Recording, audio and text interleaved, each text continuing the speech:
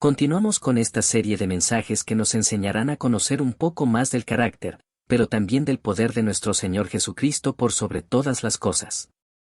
En esta serie vamos a ver cómo el Señor tiene poder sobre la enfermedad, sobre la muerte, sobre la naturaleza, sobre el pecado, y sobre Satanás. Esta serie de mensajes tiene como propósito conocer un poco más a aquel en quien hemos creído y a quien le hemos entregado nuestras vidas, y renovar nuestra fe y nuestra confianza en Él en absolutamente todas las áreas de nuestras vidas, sin dudar ni siquiera un poquito, para poder descansar en Él, pero también, para caminar con Él en absoluta obediencia a todo lo que en su palabra nos diga que hagamos, por cuanto Él es Rey de Reyes y Señor de Señores, y por cuanto, como siempre digo, Jesucristo no puede ser su Salvador, si además no es su Señor. Y ser su Señor significa que Él manda y usted obedece sin cuestionar, Él dice y usted hace con total disposición y disponibilidad. La semana pasada vimos que nuestro Señor Jesucristo tiene poder sobre la enfermedad, hoy veremos que Él tiene poder sobre la muerte también. En México hay un dicho que dice, todo tiene remedio en esta vida, menos la muerte. Pero el Señor Jesús nos enseña que Él sí tiene el remedio aún para la muerte. Por lo tanto, Él es digno de total confianza.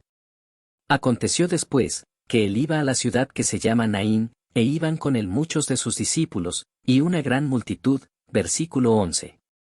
Después de haber sanado al siervo del centurión romano en la ciudad de Capernaum que vimos la semana pasada, el Señor continuó con su gira de trabajo. Salió de la ciudad y, unas 20 millas después, llegó a una pequeña ciudad llamada Naín. El Señor iba acompañado de su equipo de ministerio que eran sus discípulos, pero, además dice Lucas que lo seguía una gran multitud. Por seguro eran los que lo habían visto sanar al siervo del centurión, junto con aquellos que habían sido sanados o habían sido testigos de las sanidades y liberaciones que hizo antes de esto y que empezaron a seguirlo, y descendió con ellos, y se detuvo en un lugar llano, en compañía de sus discípulos y de una gran multitud de gente de toda Judea, de Jerusalén y de la costa de Tiro y de Sidón, que había venido para oírle, y para ser sanados de sus enfermedades, y los que habían sido atormentados de espíritus inmundos eran sanados. Y toda la gente procuraba tocarle, porque poder salía de él y sanaba a todos. Lucas 6, 17-19. Tristemente, al igual que ocurre hoy en día, la gran mayoría de ellos lo seguía por las obras que hacía y no por su mensaje de arrepentimiento y de esperanza de vida. Nuestra historia tiene lugar en esta pequeña aldea de Naín. Cuando llegó cerca de la puerta de la ciudad, he aquí que llevaban a enterrar a un difunto, hijo único de su madre, la cual era viuda, y había con ella mucha gente de la ciudad, versículo 12. La condición de esta madre era bastante difícil. Por un lado, el enorme dolor de haber perdido a su único hijo cuando antes había perdido a su marido, y por el otro lado, la gran necesidad material que tendría esta mujer al quedar completamente desamparada, solo dependiendo de la misericordia de la gente. Su situación era verdaderamente tan dolorosa como trágica. Por cierto, a la multitud de gente que venía con Jesús, se va a sumar ahora el grupo de gente, que de acuerdo a Lucas era mucha, que estaba con la madre del hijo muerto. Todos van a ser testigos de lo que está a punto de ocurrir. Y cuando el Señor la vio, se compadeció de ella, y le dijo, no llores, versículo 13. Si algo caracteriza al Señor es su amor y compasión por los necesitados, por los que sufren y lloran. Como vimos la semana pasada, la palabra compasión significa compartir el dolor. Y solo puedo imaginarme la carita de dolor y desesperación de aquella mujer, primero viuda, y ahora sin hijo, y la carita de nuestro Señor al ver la situación de aquella pobre mujer. Pero el Señor nos va a enseñar que los cristianos también tenemos que ser sensibles al dolor del que está en necesidad y del que sufre y llora. Pero nos va a enseñar que la compasión no es un sentimiento de lástima, sino una verdadera virtud que te mueve a hacer algo al respecto de aquella persona. Un cristiano que no se compadece del necesitado y no siente el dolor del que sufre, no es cristiano. Y si siente algo, solo será lástima. Y el Señor no nos llama a sentir lástima por nadie, sino compasión. Pero el Señor siempre aprovechaba cualquier situación para dejar una gran enseñanza. Aquí, lleno de tristeza, solo se limitó a decirle a aquella madre, no llores. Pero, ¿cómo se le puede decir a alguien que no llore ante tanto dolor? ¿No parecería más bien un comentario bastante insensible del Señor? Pero, como ya sabemos, cuando Él hace esa clase de comentarios es porque algo va a hacer, algo que nos va a dejar una gran enseñanza, y algo que va a impactar en nuestra fe. Y acercándose, tocó el féretro, y los que lo llevaban se detuvieron. Y dijo, joven, a ti te digo, levántate. Entonces se incorporó el que había muerto, y comenzó a hablar. Y lo dio a su madre, versículos 14 a 15. Como dije, es porque algo iba a hacer y, efectivamente, algo hizo. De hecho, hizo algo extraordinariamente maravilloso, impensable e impactante, porque era imposible de hacer. Pero lo que todos estaban a punto de ver, es que nuestro Señor es especialista en imposibles porque nada es imposible para Él, Lucas 1:37. El Señor simplemente tocó el ataúd y le ordenó al joven muerto que se levantara, y el joven muerto se levantó en ese mismo momento, y Lucas agrega, inteligentemente, que el joven comenzó a hablar, porque era la manera de evidenciar que efectivamente había resucitado, que no era un truco o algo así, o que no hablaba porque todavía faltaba que tuviera un tiempo de recuperación, lo cual podría levantar sospechas. El muchacho simplemente se incorporó y comenzó a hablar normal. Y, entonces, el Señor Jesús se lo entregó a su mamá. Ahora sí se da cuenta por qué le dijo a la madre, no llores. No fue solo por decirle algo. Y todos tuvieron miedo, y glorificaban a Dios, diciendo, un gran profeta se ha levantado entre nosotros, y, Dios ha visitado a su pueblo, v16. Toda aquella gran multitud fue testigo del milagro grandioso que acababa de realizar el Señor. Cuando Lucas dice que tuvieron miedo, más que llenarse de terror, aunque seguramente algunos sí se llenaron de terror, más bien creo que se refiere a que reverenciaron, reconocieron, y dieron sus muestras de respeto al Señor, que es la traducción de la palabra griega phobos. Esta la misma palabra que utiliza el apóstol San Pablo cuando dice, por lo demás, cada uno de vosotros ame también a su mujer como a sí mismo, y la mujer respete a su marido, Efesios 5:33.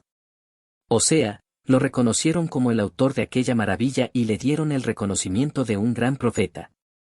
Fue la manera de aquellos testigos de mostrarle respeto al Señor.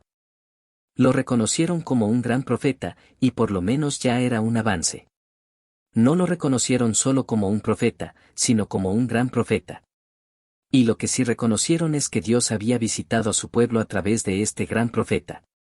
Pero todavía faltaba el paso más grande de fe cuando lo reconocieran en todo su esplendor y majestuosidad, o sea, en su divinidad. Pero el problema es que no lo reconocieron ni como el Mesías, o el Cristo tan esperado por Israel por muchos siglos, ni mucho menos lo reconocieron como Dios, porque solo Dios tiene el poder para resucitar a un muerto. Y se extendió la fama de él por toda Judea, y por toda la región de alrededor. Versículo 17. El nombre del Señor Jesús se siguió conociendo por todas partes. Tristemente, para la mayoría, era solo el hacedor de milagros, y para otros, como los de nuestro relato de hoy, era solo el gran profeta enviado por Dios. Estos recibían los milagros o eran testigos de ellos, pero no recibían el Evangelio. Pero, el Señor no se desanimaba y seguía difundiendo el Evangelio de la gracia por todas partes, llevando perdón de pecados, salvación y vida eterna para cuantos creyeran en Él y en su mensaje. Sin embargo, hay que decir también que muchos sí creyeron, y por esos muchos, es que estamos hoy aquí amando, adorando, sirviendo y siguiendo a nuestro Señor Jesucristo. En conclusión, Lucas nos enseña que Jesucristo no solo es el Mesías esperado por los judíos por siglos, y no solo nos muestra que es el Salvador del mundo que trae perdón de pecados y vida eterna a todos los que, arrepentidos de sus pecados, confiesan a Cristo como Señor y Salvador y le entregan sus vidas a Él, sino que también nos enseña que Jesucristo es el Dios Todopoderoso hecho carne. Por eso el Nuevo Testamento se encarga de afirmarnos una y otra vez que Jesucristo es el Señor, es decir, que tiene el poder y la autoridad sobre todo y sobre todos. Pero también nos deja ver la divinidad del Señor. Y este es el Cristo en el que creemos los cristianos. Es el Cristo a quien adoramos, servimos y amamos. Es el Cristo a quien oramos, y en quien confiamos y descansamos. Es el Cristo que esperamos que un día venga por su iglesia para llevarnos a un lugar en donde nunca más, por toda la eternidad, habrá más enfermedad, muerte, violencia, injusticia, dolor, tristeza, llanto y necesidad. Así es que vale la pena, y de hecho, es necesario, prepararnos para ese gran momento que ha de venir. Y la manera de prepararnos es caminando con Él para aprender a conocerlo, para imitarlo en todo, y para aprender a ser obedientes a su palabra. La semana pasada vimos que el Señor Jesucristo tiene poder sobre la enfermedad. Hoy lo vemos teniendo poder sobre la muerte. Este es el Cristo en el que creemos. Pero esto no significa que en todas partes que iba sanaba gente o resucitaba muertos, que es lo que muchos en aquel entonces, igual que muchos hoy, esperan ver supuestamente para creer, cuando lo más importante es la palabra, porque su palabra es la que salva, no sus obras. El Señor Jesús, quien es el Maestro Supremo, dijo, escudriñad las Escrituras, porque a vosotros os parece que en ellas tenéis la vida eterna, y ellas son las que dan testimonio de mí, y no queréis venir a mí para que tengáis vida. Juan 5, 39-40.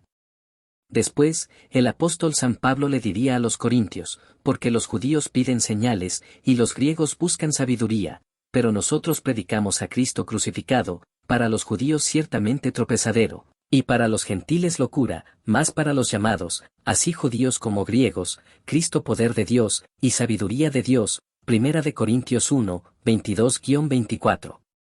¿Ve la relación inseparable entre Cristo y su palabra para la salvación del pecador arrepentido y el regalo de la vida eterna con Dios? Pero, como dije la semana pasada, así como hay una enfermedad que por seguro Él sanará, que es la enfermedad del alma provocada por el pecado, así también, hoy les digo que hay una muerte de la que Él, por seguro, nos puede librar. Y esta es la muerte eterna, la cual significa una eternidad sin Dios, y una eternidad de castigo en el infierno. Este era el enfoque del Señor, y no las obras en sí mismas. Las obras maravillosas u obras milagrosas, era para mostrar que su poder no era humano sino divino, y para que viendo, entonces creyeran que lo que Él decía y enseñaba venía de Dios. Sus obras darían testimonio de que el mensaje que predicaba era cierto, y que el mensajero que predicaba también era verdadero, por cuanto se habían aparecido muchos charlatanes estafadores, mentirosos. Conforme a su voluntad, el Señor sigue sanando enfermos, y no tengo ninguna duda de que sigue resucitando muertos. Pero, como dije, esto no significa que sanará a todos los enfermos que le presentemos, y que resucitará a todos los muertos que haya. Pero sí significa que sanará a todos los enfermos del alma, y que dará vida a todos los que están muertos en delitos y pecados. Cuando hay arrepentimiento del pecador, entonces hay garantía de perdón y salvación, y hay garantía de vida eterna con Dios. Y ese es el milagro más asombroso, espectacular y maravilloso que ser humano alguno pueda experimentar. Nuestro Cristo es poderoso. De hecho, es todopoderoso. Nada ni nadie se iguala a Él en poder y majestad. Y por eso se merece toda la gloria, la honra y el honor.